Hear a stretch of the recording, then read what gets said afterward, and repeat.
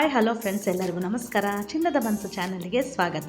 ಬನ್ನಿ, ಇವತ್ತು ಒಂದು ವೆರೈಟಿ ಸ್ನ್ಯಾಕ್ಸನ್ನು ತೋರಿಸ್ತಾ ಇದ್ದೀನಿ. ಬೆಂಡೆಕಾಯಿಯಿಂದ ಹೇಗೆ ಬೆಂಡೆಕಾಯಿ ಕುರುಕುರೆ ಮಾಡೋದನ್ನು ನೋಡೋಣ.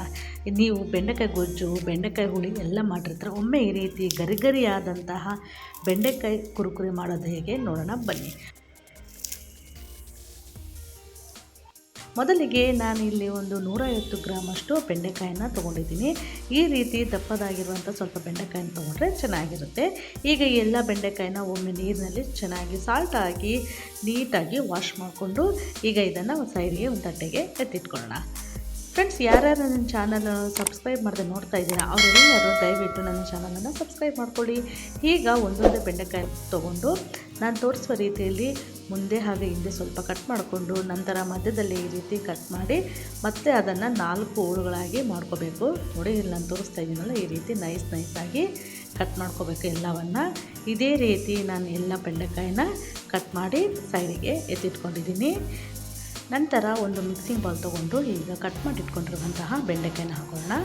ನಂತರ ಇದಕ್ಕೆ 1 ಸ್ಪೂನು ಕಡಲೆ ಹಿಟ್ಟು, ನಾವು ಮಿರ್ಚಿ ಹಿಟ್ಟು ಮಾಡ್ತೀವಲ್ಲ ಅದನ್ನೇ. ನಂತರ 1 ಸ್ಪೂನು ಕಾರ್ನ್ಫ್ಲೋರು ಅಥವಾ ಕಾರ್ನ್ಫ್ಲೋರ್ ಇಲ್ಲಾಂದರೆ ಅಕ್ಕಿ ಹಿಟ್ಟಾದರೂ ಹಾಕ್ಕೊಳ್ಳಿ. ನಂತರ ಅರ್ಧ ಸ್ಪೂನಷ್ಟು ಅಚ್ಕಾರದ ಪೌಡರ್, ರುಚಿಗೆ ತಕ್ಕಷ್ಟು ಅರ್ಧ ಸ್ಪೂನ್ ಸಾಲ್ಟು, 1/4 ಟೀ ಸ್ಪೂನಷ್ಟು ಅರಿಶಿನ, 1 ಸ್ಪೂನು ಧನಿಯಾ ಪೌಡರ್, 1 ಸ್ಪೂನು ಗರಂ ಮಸಾಲ, ಇವೆಲ್ಲವನ್ನು ಹಾಕ್ಕೊಂಡು ಮೊದಲಿಗೆ ಡ್ರೈ ಆಗಿ ಮಿಕ್ಸ್ ಮಾಡ್ಕೊಳ್ಳೋಣ.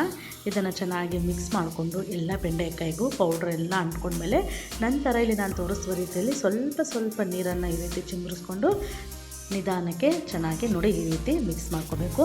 ಈ ರೀತಿ ಗಟ್ಟಿಯಾಗಿ ಮಿಕ್ಸ್ ಮಾಡ್ಕೊಂಡ್ಮೇಲೆ ಈಗ ಮಿಕ್ಸಿಂಗ್ ಎಲ್ಲ ರೆಡಿ ಆಯಿತು. ಈಗ ಸೈಡ್ಗೆ ಎತ್ತಿಟ್ಕೊಳ್ಳೋಣ.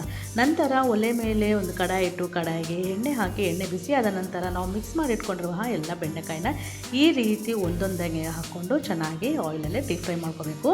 ಫ್ರೆಂಡ್ಸ್, ಯಾರ್ಯಾರು ನನ್ನ ಚಾನಲನ್ನು ಸಬ್ಸ್ಕ್ರೈಬ್ ಮಾಡದೆ ನೋಡ್ತಾ ಇದ್ದೀರಾ ಅವರೆಲ್ಲರೂ ದಯವಿಟ್ಟು ನನ್ನ ಚಾನಲನ್ನು ಸಬ್ಸ್ಕ್ರೈಬ್ ಮಾಡ್ಕೊಳ್ಳಿ. ಹಾಗೆ ಪಕ್ಕದ ಬೆಲ್ ಐಕಾನ್ನ ಕ್ಲಿಕ್ ಮಾಡಿ. ನಿಮಗೆ ಈ ವಿಡಿಯೋ ನೋಡಿದ ಮೇಲೆ ಇಷ್ಟವಾದರೆ ದಯವಿಟ್ಟು ಒಂದು ಲೈಕ್ ಕೊಡೋದನ್ನು ಮರಿಬೇಡಿ. ನೋಡಿ, ಈ ರೀತಿ ಎಲ್ಲ ಬೆಂಡೆಕಾಯಿನ ಹಾಕ್ಕೊಂಡು ಚೆನ್ನಾಗಿ ಆಯಿಲಲ್ಲಿ 2 ಸೈಡು ಗೋಲ್ಡನ್ ಕಲರ್ ಬರೋವರೆಗೂ ಆಯಿಲಲ್ಲಿ ಡೀಪ್ ಫ್ರೈ ಮಾಡ್ಕೋಬೇಕು.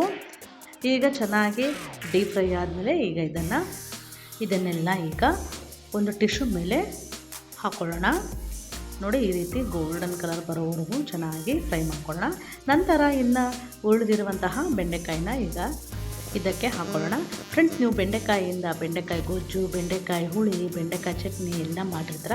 ಒಮ್ಮೆ ಈ ರೀತಿ ಬೆಂಡೆಕಾಯಿಯಿಂದ ಬೆಂಡೆಕಾಯಿ ಕುರುಕುರೆನ ಮಾಡಿ ನೋಡಿ, ತುಂಬಾ ರುಚಿಯಾಗಿರುತ್ತೆ. ಮಕ್ಕಳು ಬೆಂಡೆಕಾಯಿ ಅಂದರೆ ತಿನ್ನೋದೇ ಇಲ್ಲ ಇಷ್ಟಪಟ್ಟು. ಒಮ್ಮೆ ಈ ರೀತಿ ಮಾಡಿಕೊಡಿ, ತುಂಬಾ ಇಷ್ಟಪಟ್ಟು ತಿಂತಾರೆ. ನೋಡಿದ್ರಲ್ಲ ಫ್ರೆಂಡ್ಸ್, ಎಷ್ಟು ಈಸಿಯಾಗಿ ಬೆಂಡೆಕಾಯಿ ಕುರುಕುರೆನ ಮಾಡೋದಂತ.